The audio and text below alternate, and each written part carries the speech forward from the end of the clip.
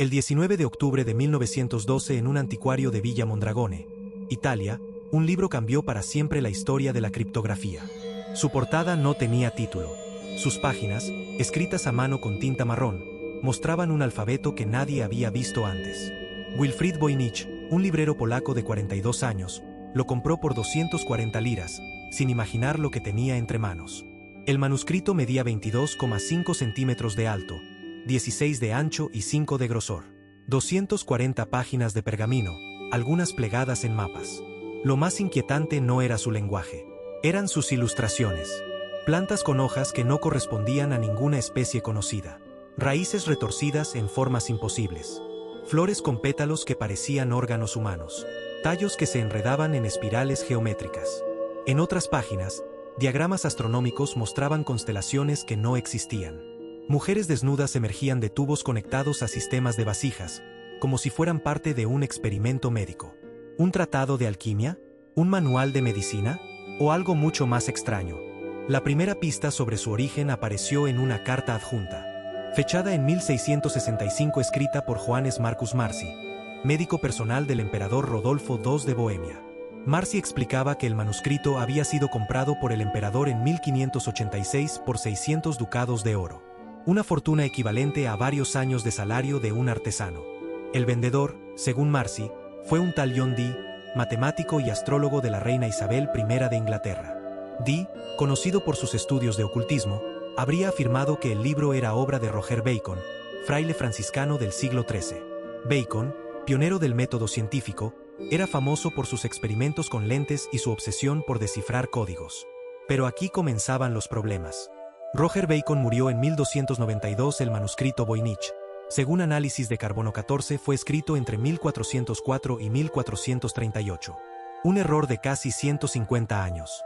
La carta de Marci también mencionaba a un tal George Baresch, alquimista checo que había intentado descifrarlo sin éxito. Baresch escribió en 1637, este libro, que contiene innumerables hojas de pergamino escrito, con extrañas ilustraciones, me ha consumido años de estudio. Lo más desconcertante era su lenguaje. 25 símbolos únicos, algunos similares a letras latinas, otros completamente nuevos. No había espacios claros entre palabras. Algunas letras aparecían solo al inicio o al final de los términos. En 1917 Voynich mostró el manuscrito a William Roman Newbold, profesor de filosofía de la Universidad de Pensilvania. Newbold creyó haber encontrado la clave. Afirmó que cada letra del Voynich era en realidad un conjunto de micrografías, símbolos diminutos escondidos en los trazos. Según él, el manuscrito describía descubrimientos científicos de Bacon, como la estructura de la galaxia Andrómeda. Pero en 1931 el filólogo John Manley demostró que las micrografías eran solo grietas en la tinta. Newbold había visto patrones donde no los había. El manuscrito volvió a ser un enigma. En 1944 el criptógrafo militar William Friedman, que había descifrado el código japonés Purple durante la Segunda Guerra Mundial, lo estudió. Friedman reunió a un equipo de expertos en criptografía. Trabajaron durante años. Su conclusión fue demoledora. El texto no seguía las reglas de ningún lenguaje conocido. No había repetición de patrones, ni estructuras gramaticales identificables. En 1961 el manuscrito fue vendido por la viuda de Voynich a otro anticuario, Hans P. Krauss. Krauss lo ofreció a la Universidad de Yale por $160,000. La universidad lo rechazó. Finalmente, en 1969 Krauss lo donó a la Biblioteca Beinecke de Yale, donde permanece hasta hoy. Allí, bajo condiciones controladas de humedad y temperatura, el Voynich sigue desafiando a los expertos. En 2009 un equipo de la Universidad de Arizona realizó pruebas de datación por carbono. Confirmaron que el pergamino era del siglo XV, pero la tinta seguía siendo un misterio. ¿Por qué alguien escribiría un libro entero en un lenguaje inventado? La primera teoría era un engaño elaborado. En el siglo XVI, los alquimistas vendían manuscritos falsos a nobles crédulos. El emperador Rodolfo II, conocido por su obsesión con lo oculto, era un blanco perfecto. Pero el Voynich parecía demasiado complejo para ser un fraude. Demasiadas páginas, demasiados detalles. ¿Quién invertiría tanto tiempo en un engaño? La segunda teoría era un lenguaje real, pero perdido. Algunos lingüistas sugirieron que podía ser una lengua proto-romance, anterior al latín. Otros, que era una forma temprana de hebreo codificado. En 2014, el profesor Stephen Bax de la Universidad de Bedfordshire afirmó haber descifrado algunas palabras. Identificó términos como Taurus y Keine, que podrían referirse a constelaciones y plantas. Pero su método no funcionaba con el resto del texto. La tercera teoría era un sistema de escritura artificial, como el Esperanto, pero medieval.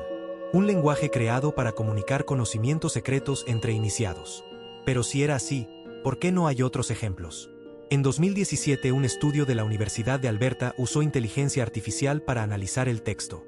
El resultado: el Voynich tenía patrones similares a los de un lenguaje natural, pero no correspondía a ningún idioma conocido. La cuarta teoría era un código basado en estadísticas. En 2019, el físico Gerard Cheshire propuso que el manuscrito usaba un sistema de símbolos para representar sonidos y conceptos. Según él, era un dialecto del sur de Italia, escrito por monjas dominicas. Pero otros expertos señalaron errores en su metodología. La teoría más controvertida: el Voynich no era un lenguaje, sino un mapa. En 2014, el investigador Nicholas Hibbs sugirió que las ilustraciones de plantas eran claves para remedios Herbels. Pero no explicaba los diagramas astronómicos ni las figuras femeninas. Lo más perturbador eran las páginas que faltaban. El manuscrito original tenía al menos 272 páginas. Hoy solo quedan 240. ¿Quién las arrancó? ¿Y por qué? Algunas teorías sugieren que contenían información demasiado peligrosa. Otras, que eran páginas en blanco que se eliminaron para dar más valor al libro. En 2003, el informático Gordon Rugg propuso una explicación radical. El Voynich, según él, era un engaño creado con una herramienta llamada rejilla de Cardano. Una tabla con agujeros que permitía generar textos sin sentido pero con apariencia de lenguaje real. Rugg demostró que podía crear textos similares al Voynich en pocas horas. Pero su teoría no explicaba las ilustraciones detalladas ni la consistencia del texto. Además, el carbono 14 databa el pergamino en el siglo XV, mucho antes de que existiera la rejilla de Cardano. El manuscrito seguía resistiéndose. En 2016, un equipo de la Universidad de Manchester analizó el texto con algoritmos de Big Data. Encontraron que las palabras seguían la ley de Zipf, una característica de los lenguajes naturales. Pero también descubrieron que algunas palabras aparecían con una frecuencia sospechosamente regular. ¿Era un lenguaje real o un código estadístico? La respuesta seguía siendo un misterio. En 2020, el lingüista Greg Kondrak usó inteligencia artificial para comparar el Voynich con 380 idiomas. El resultado más cercano fue el hebreo, pero con un 60% de coincidencia. No era suficiente. El manuscrito Voynich se convirtió en un símbolo de lo desconocido. Un libro que nadie puede leer, pero que todos quieren entender. Algunos creen que es un tratado de alquimia. Otros, un manual de medicina medieval. Hay quien piensa que es un diario de viajes de un explorador perdido. O incluso un mensaje de una civilización desaparecida. Pero todas estas teorías tienen un problema en común. Ninguna explica por qué alguien escribiría un libro entero en un sistema que nadie más podría descifrar. A menos que el objetivo no fuera comunicar, sino ocultar. En 2017, el historiador Nicholas Hibbs propuso que el Voynich era un manual médico para mujeres. Las figuras femeninas en tubos serían baños terapéuticos. Las plantas, remedios Herbels. Pero los expertos señalaron que las plantas no coincidían con las usadas en medicina medieval.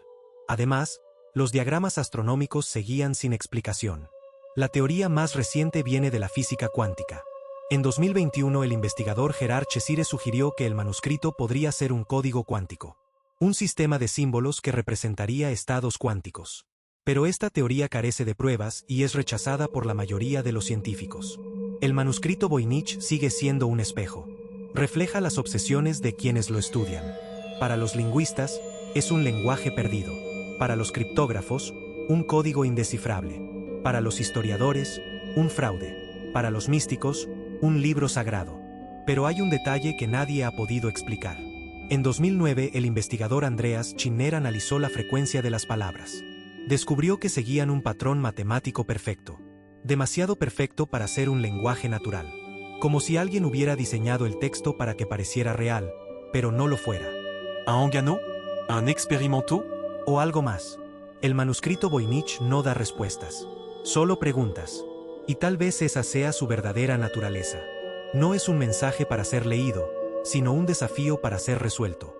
Un rompecabezas de 600 años que sigue esperando a quien pueda descifrarlo. Mientras tanto, en la biblioteca Beinecke de Yale, El códice descansa en su vitrina. Sus páginas amarillentas, sus símbolos indescifrables, sus ilustraciones imposibles. Un recordatorio de que, en un mundo donde todo parece explicable, aún quedan misterios que desafían la razón. Y tal vez, solo tal vez, eso sea lo más valioso de todo.